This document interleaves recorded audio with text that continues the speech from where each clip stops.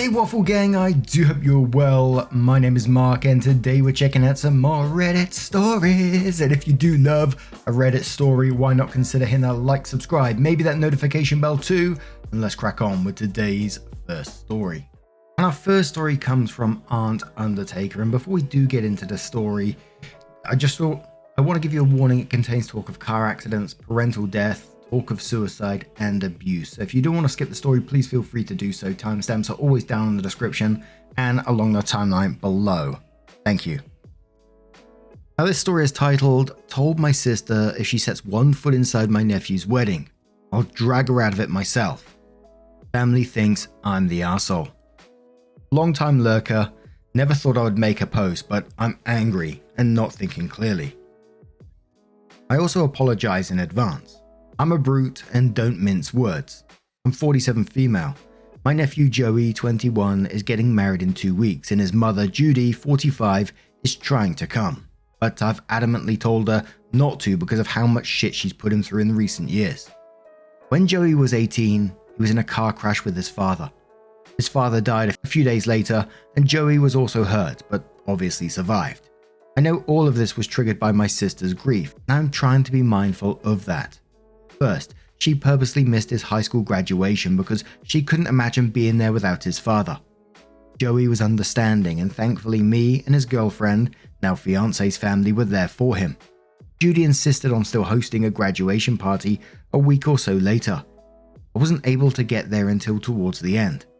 When I got there, most of the guests had left and Judy was a drunken mess and was wailing about her husband's death. I told Joey to pack a bag and to come to my house for the weekend, which he did.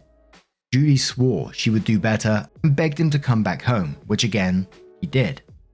A couple of months went by and Joey asked if I could drive him to work because his car had been totaled. He looked terrible when I got him, so I asked him what was up.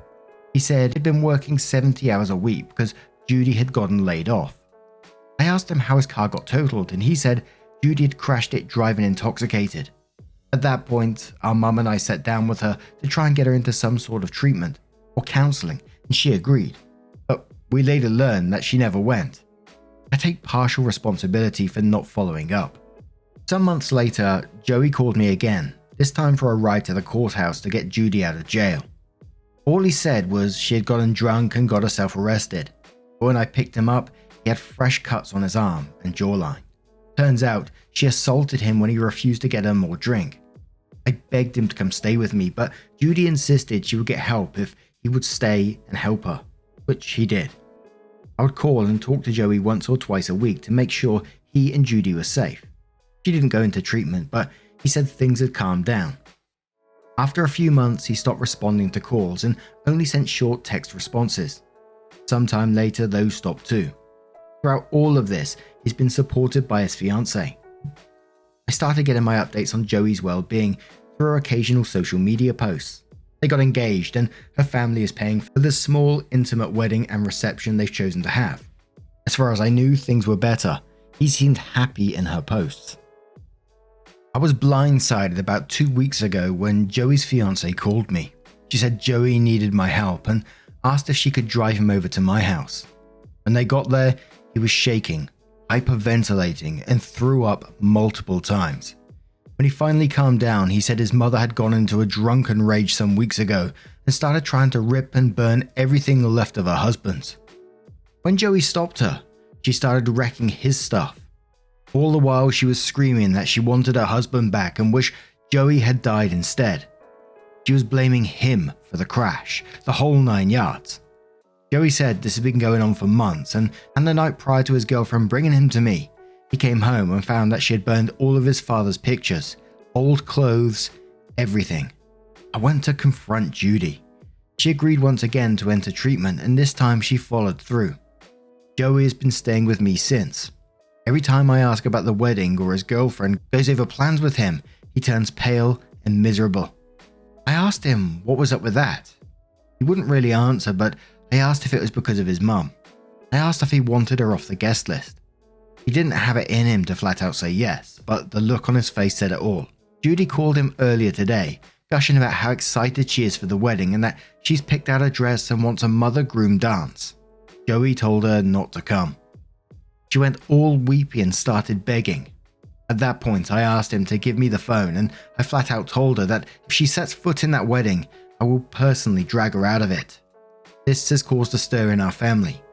Our other siblings think I have influenced Joey and I should convince him to let her come if she promises to behave. I told them all that since they've helped him very little and don't know his side of things, they can kiss my ass. Am I the asshole here? So first, let's cover some of the relevant comments to which Opie replies to. First one says, will there be alcohol at the wedding? Opie says it'll be a dry wedding. Joey won't go near alcohol for obvious reasons, and his fiancée is a sweet religious type. That said, I worry Judy would show up already hammered. Someone says the accident and who was driving. Opie says unfortunately Joey was driving when they were hit, but the crash was 100% not his fault. His father was on blood thinners and had internal injuries. Just lost too much blood and couldn't recover. Joey broke his wrist and had some burn from the seatbelt but was otherwise fine. Someone says, why didn't anyone ask Joey to move in with them until his mum got help? Opie says no judgment at all, hun. He was invited to stay with me every time. I tried to talk him out of going back while trying to walk that fine line between him being an adult but also still young. Someone says, is he in a rush to get married to get away from his mum? Opie says, I don't believe so. He's been with his fiancée since they were 16. Despite his circumstances, he knows what he is doing. They planned on having a longer engagement, but logistically, they're in a position to just do the darn thing. So yes, they are both young. Someone says, where was the support for your sister in all of this? It seems like she was just told to get therapy but nothing else. Opie says, I'm glad you asked and I don't think it's controversial at all. There was support for her. I lived with them for the first 2 weeks to help her take care of the house and arrangements. We have 2 other siblings who visited periodically. She was very quick to insist she no longer needed help after that. We backed off, similar to Joey in the situation. She would call if she needed to talk or needed the house cleaned or anything, but those became less and less until help was met with frustration. I think all of that was normal. Extra support was offered during holidays and anniversaries. When it became obvious she needed help beyond me is when we suggested therapy, as that's all we knew to do at that point. And I agree, I lack sympathy for her now. What I did have has been buried by anger for how she's been treating Joey and his fiancée. She's been nothing but cruel to that girl, which is weird to me because she's angry at her for taking away her boy, but is equally driving him away. It's all a mess right now. I only have the strength and patience for Joey and his fiancée. And this is the part where suicide is mentioned, where someone asks, could a driving drunk and her crash be an attempt at her own life? Opie says she denies it, but Joey and I both think the DUI crash was an attempt. Psychology Neat says not the arsehole in the least. Judy promises to behave until she doesn't. She promises to get help for her drinking until she doesn't. The whole family needs, is it pronounced Al-Anon? Judy will not get help until she hits bottom, and I don't think missing the wedding will be it. As the child of an alcoholic, thank you for being there for your nephew. Maybe your family pushing for Judy to come should be watched to make sure they don't bring her. Jealous Singer says not the arsehole, and what a shitty situation to be in, both for you and of course her son. She obviously is going through some kind of psychopathology, but until she follows through and gets help, she should stay away. The young man has his own issues to handle, I'm sure. Screw anyone who says you are influencing Joey. He deserves a happy special day, and so does his fiancée, who seems to have gone through a lot as well. Just please don't take it upon yourself to throw her out. Being left out of a wedding is a great excuse for her to abuse substances, and there's a possibility you won't be able to handle her. Plus, you should enjoy your nephew's happy day. Just get security and make them fully aware of the situation, so she doesn't even come close. Good luck and best wishes to the couple. And one final comment which says not the arsehole. Wow, this is a horrible set of events, and I can understand some of the actions of your sister, like not being able to attend graduation or struggling at a party so shortly after the tragic and sudden death of her husband. But there is no excuse for saying you'd wish your own child died instead. That is beyond awful. The only thing I can think of at this point is having a brutally honest conversation with her where she is made to understand that if she crashes the wedding, she will never get back in her son's life. It's an important day, but until he can trust her again, if ever, she needs to step back.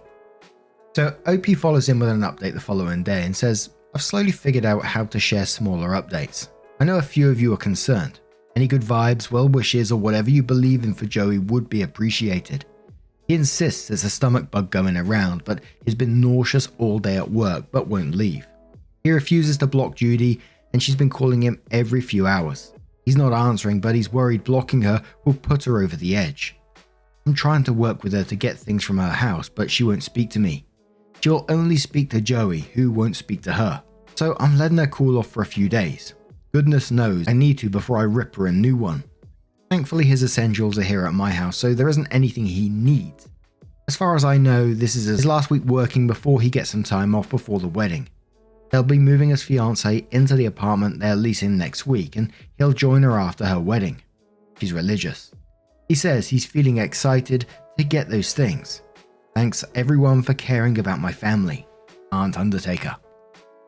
Then the OP shares a text exchange between herself and her sister, Joey's mum. And they said they don't even know what to title this, just sharing so I don't explode. The OP said, checking in, are you sober? The sister said, yes, goddamn. Aunt says, I'm just asking so I can come get his stuff, please. One less thing on your plate. She replied, no, he can call or text me and he can arrange to come get his shit. Until then, you're not permitted to. Aunt responded, for fuck's sake, he's been paying to keep a roof over your head for how long? And this is how you act. Why can't you set everything out for me to pick up for him? Then you don't have to see either of us. I know you're going through a hard time too, but you're making it harder for no reason. He responded, a hard time? My son won't even let me come to his one and only wedding, and you're backing him up, so I'm having a very hard time, thanks. Aunt responded to that saying, okay, you're having a very hard time, I can't even imagine. He's also going through a hard time. He's been thrown up sick at work for 2 days to pay your bills after you told him he'd be better off dead to you. As his mother. You're going to leave me no choice but to come with the fucking police to get his stuff. She responded, I don't give a fuck, I want to talk to my son. OP responded, well, he doesn't want to talk to you. I'll be around with some officers this weekend. Let me know if you change your mind. For once, I wish you would think of your son. She said, tell him to think of and call his mother. OP said, I'm not doing that. If you want to talk to him, then get your fucking shit together. Couple more relevant comments on that before the next update. Someone said, I wish they would postpone the wedding. OP says, I wish they would too. Joey is convinced he can pull himself together for it. I asked if they could, and he said his fiance's parents would forfeit their deposits on everything, the venue, catering, etc. We'll see. I'm hoping it can be a great day for them. Someone says about more info and therapy. OP says the more I talk to both of them about it, the more I think that once the wedding got to be a month out, Judy lost it and started dragging Joey down with her. He held it together until he just couldn't. Now they're too far in to push anything back. His soon-to-be father-in-law is connecting him with a good therapist. His father-in-law and mother-in-law are absolute saints. Someone says, has sister had a mental health evaluation or any update on her? OP says, I know she's been sober for a couple of weeks. Which means the most recent rage, the one that sent him over the edge, was not fueled by alcohol, and she's supposed to be following up with a rehab program. She won't do inpatient, but I'm convinced that's what she needs. OP's next update, which comes 6 days from the original post, and says, firstly, thank you so much. I did not expect anything but a couple of responses with some thoughts, and instead got an overwhelming flood of encouragement and support from my nephew and I. Things have still been hard, but I'll try to be brief. First, Joe spent 2 days stomach sick, but kept working so he could pay his mum's mortgage one more time. So that was lovely for him. Judy and I went back and forth about trying to get his things back. I was planning on going with Joey to get his things back with the police yesterday. The police said Joey had to be there since it's his property. However, Judy insisted that she had taken everything to a dumpster and not to bother. I asked Joey what he wanted to do in case she was lying, and he said not to go since there wasn't anything very valuable or that he couldn't live without. Then she had the nerve to text him last night, asking one more time to reconsider allowing her to come to the wedding. When he didn't respond, she said he was not just being hateful to her, but also to his late father because, as she put it, having me there is like having him there in spirit. Joey said no, and finally put his foot down, telling her that her bills were paid for the month and that he's blocking her. I sent her a hell of a message myself, that I don't regret, and haven't heard from her all of today. I will not be blocking her. Despite how some readers might feel, I do care about her and want her to check in to make sure she is safe. Joey's been moving in with his fiancée into their apartment today. I've checked in a couple of times and he says it's going well. Sent me a picture of them smiling with moving boxes as proof. And for anyone wondering, I have asked a friend, who is a retired officer, to come to the wedding to watch for her. Granted, she doesn't have a car right now. The venue is also aware. I feel okay about that, but honestly, I feel like I'm going to have a hard time watching the ceremony and not being out there myself keeping watch, but I'm going to try my damn hardest. Judy knows not to cross me like that, so I know seeing me at the door will turn her away. But hopefully, that won't even be necessary. Someone says to the OP after that saying, "What the fuck is up with the rest of your family? And do they know how bad it has gotten?" OP says to them, anything that's not in front of their goddamn faces doesn't exist. They live in their own worlds. OP added another text exchange which said possibly my nephew's last text from or to his mum and my response to her. So it started off with the mother texting, "Keeping me out of your wedding day is just like keeping your dad and his memory out in spirit. So you're not just being hateful to me, you're being hateful to him. Think about that while you still have time to, for fuck's sake." Joey responded saying, "Okay, that's fine. Mortgage and cell phone bill are paid for January. Utilities too. Blocking you now. I hope you get help. Bye, mum." To which then the OP sends a final text, the aunt, and says, "If there are any photos left that you did not burn of you all as a family when I was young, please take some time to look at them. Then imagine someone hurting that sweet little boy you both loved, because that's exactly what you've been doing all these years." His father would be crushed. Absolutely crushed. I know I am, and I know Jay is. Get fucking help. Then get on your fucking knees and pray that someday your son might forgive you if you can ever learn to love him again. You can call or text me if you need help and to let me know that you are safe. Otherwise, just get some fucking help and stay out of Jay's new life. OP then came in with an "Am I the arsehole here" post, which says, "Am I the arsehole here for crying at my nephew's wedding?" Well, the day started with me receiving multiple calls and texts from Judy, ranging from apologies to calling me every name in the book for keeping her away from her son's big day. I reminded her to stay away and that if she didn't, she would be ushered out. By me, if it came down to it. I told other relatives that if they dared to bring her, they'd be kicked out and they'd probably never hear from Joey again. All that said, Joey and his wife did the damn thing. They had an amazing, small, intimate wedding. I haven't cried since my dad died decades ago, and today I was a weeping mess, but in the best way. I cried through the ceremony. I cried when I saw the reception with tables for board games. That's so damn creative. At least I think so. Joey and wifey, despite the odds against them, had a great day. Joey was truly happy for the first time in far too long. So, am I the arsehole here for being a crybaby at my nephew's wedding? I'm exhausted, so I'll talk to you after a good night of sleep. Just wanted to share the update, I promised. And then, a mini update. Last night was it. Joey and his wife tied the knot, and it was a lovely evening for everyone. I sobbed all throughout. These two have been together since early high school, so seeing them commit to each other was awesome. And Joey looked and sounded truly happy, something I haven't seen in quite some time. Thank you all for the care. Got me tearing up over here as well, holy moly. I'm so glad that Joey and wife did have an awesome day and that he's got someone like OP, the aunt in this, backing him up and is in his corner supporting him when he really needed it the most.